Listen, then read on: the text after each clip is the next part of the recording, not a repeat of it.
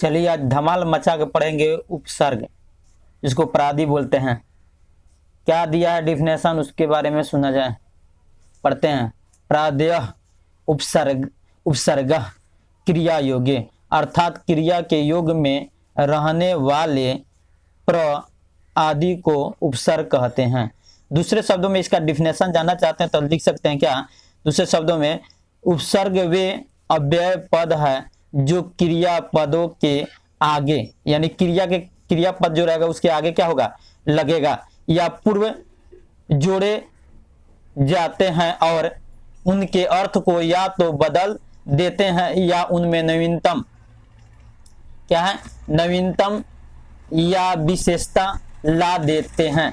इसके बारे में समझा जाएगा पहले अब कि उपसर्ग कितने प्रकार के हैं संस्कृत में, उसके बारे में हम लोग नॉलेज करेंगे। देखा जाए, बताते हैं नेक्स्ट में। चलिए, जैसे दिया हुआ है संस्कृत में उपसर्ग कितने होते हैं, तो संस्कृत में उपसर्ग जो है 22 होते हैं। कितने होते हैं संस्कृत में उपसर्ग, 22 हैं। देखिए, पढ़ते हैं अलग अलग कौन कौन सा उपसर्ग।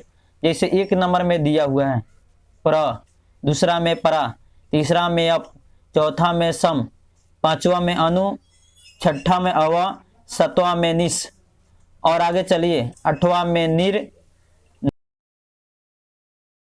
दूर, दूर मतलब 11 में वी, 12 में वाड, आड जिसको बोलते हैं आड, और 13 में नी दिया हुआ है, 14 में आधि, 15 में अपि, 16 में अति, 17 में सु, 18 में उत, उत, उत, 19 में अभि, 20 में प्रति, 21 में परि और 22 में उप।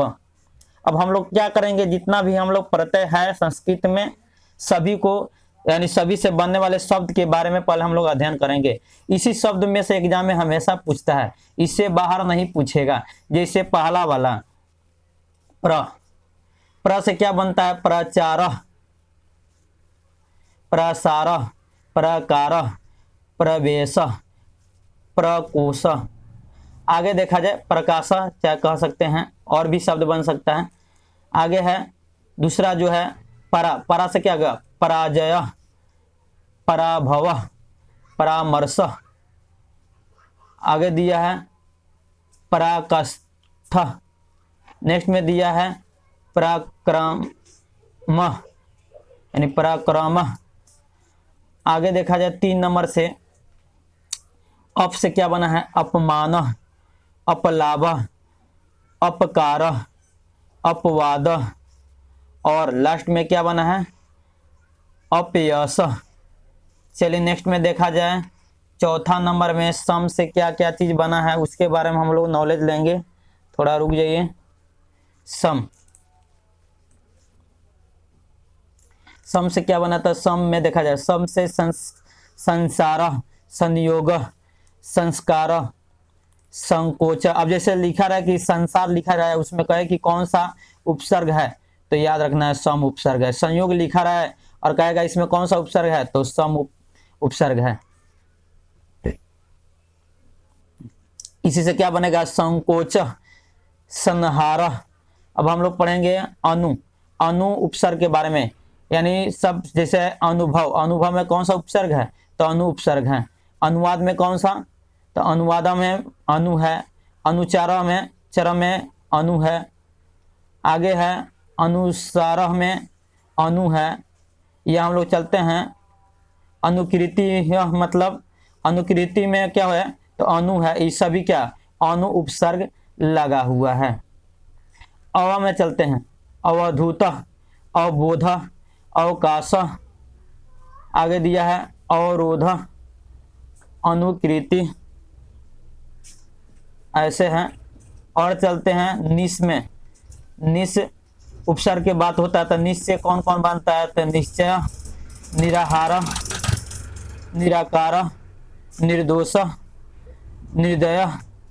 और चलते हैं नेक्स्ट में 8 नंबर जो है दुष्, तो दुष् से क्या कौन कौन सा उपसर्ग बनेगा, तो दुष्कर्म, दुष्काल, दुष्काम, दुस्तर, दुष्प्राण।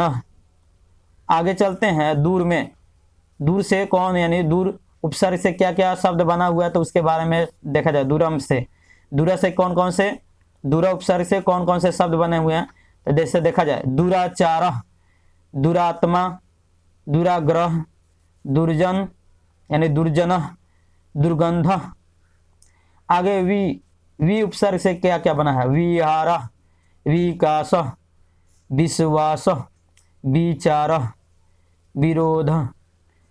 आगे देखा जाए इसको आड़ पढ़ते थे वहीं आ से बना हुआ है, आचरा, आचार, आहार, आकार, आरोह, आराम। इन ये सब शब्द बने हुए हैं।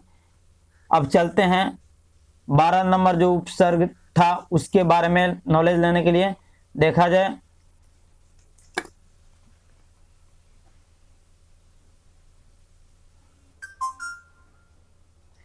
चले आते हैं 12 नंबर, यहाँ पे आ गया 12 नंबर। इसको देखा जाए जैसे 12 नंबर में नी, 12 में क्या था, नी था, यानी नी से उपसर्ग से कौन कौन से शब्द बनते हैं उसके बारे में सुना जाए।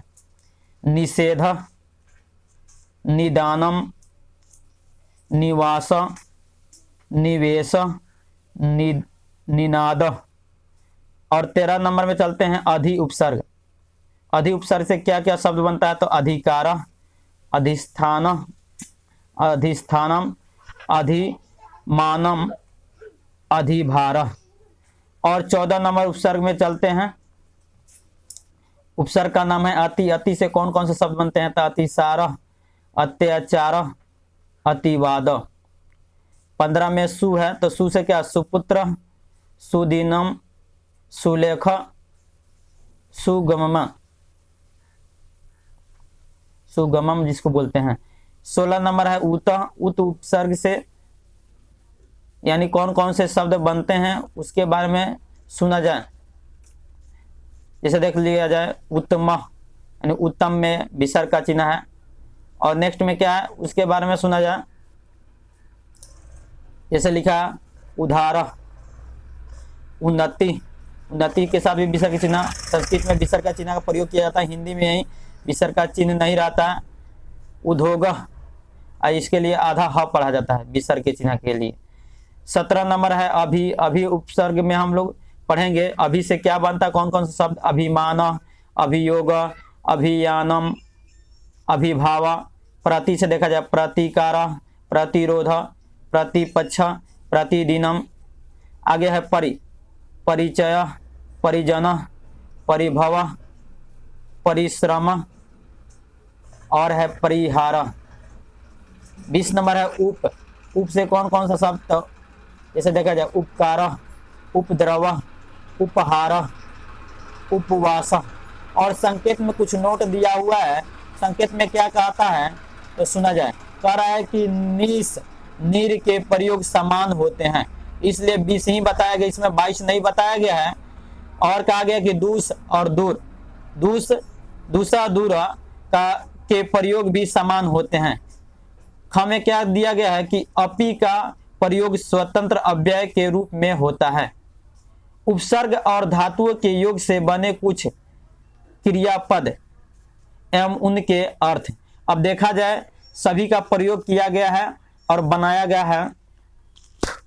जैसे यहाँ पे नेक्स्ट वीडियो में मिलते हैं तो इसके बारे में उदाहरण के साथ बताया जाएगा जितना भी प्रयोग किया गया और इसका जितना भी हम पढ़ाए हैं उपसर्ग, उसका टोटल क्वेश्चन, ऑब्जेक्टिव क्वेश्चन कैसे एग्जाम में पूछता है उसको सॉल्व किया जाएगा। चलिए यहीं पे क्लास एंड करते हैं और राजू सर के साथ बने रहिए। ज़्यादा से ज़्यादा लाइक कीजिए, ज़्यादा से ज़्यादा सब्सक्राइब कीजिए और वीडियो को अन्य बच्चों के पास भी शेयर कीजिए जो भी यानी 8 क्लास से लेकर 12 तक पढ़ने वाले बच्चे हैं, सभी के लिए ये क्या है, अनिवार्य है।